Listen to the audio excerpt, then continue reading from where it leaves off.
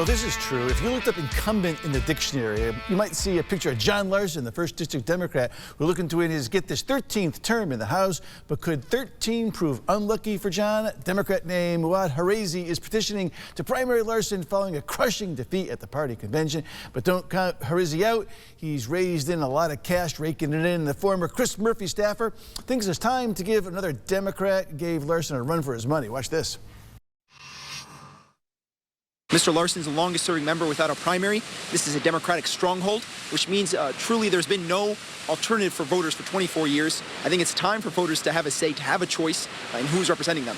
It's not that hard of a task to get the signatures, so we're assuming he's going to have those signatures. We're treating this as a primary and are focused, and we think we've earned another 2 terms.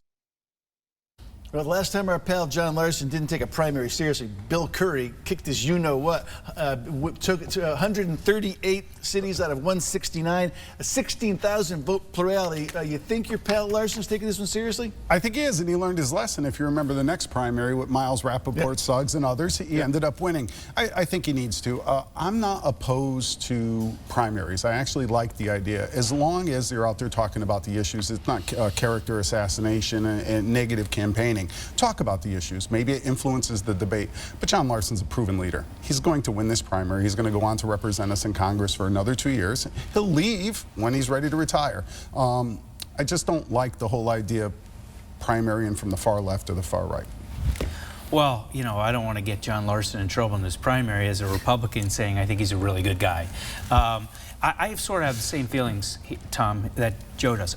I'm good with primaries, and especially in districts or like in mayoral races where it's overwhelmingly one party controls that, regardless of the party. The only way you're going to keep the incumbent, you know, on his or her toes is by having a primary. My issue, Joe, is we talked about why can't we get any common sense legislation passed in the U.S. Senate, is because our parties have moved to the far right and the far left, and the reason why they have is because of primaries like this. If we could consider getting rid of the party-only primary, letting unaffiliated voters vote in our primaries, then I think we'd get a much more realistic, you know, view of who the people want. But it's amazing how much money this young man has raised, and if I was John Larson, I would be working really hard. And this could foreshadow next year, so you basically firm the ground at this time and do it again next year. Yeah. Well, sure, but now if John Larson gets beat, maybe there's a chance for the Republican, Larry Laser, to come in and surprise some people.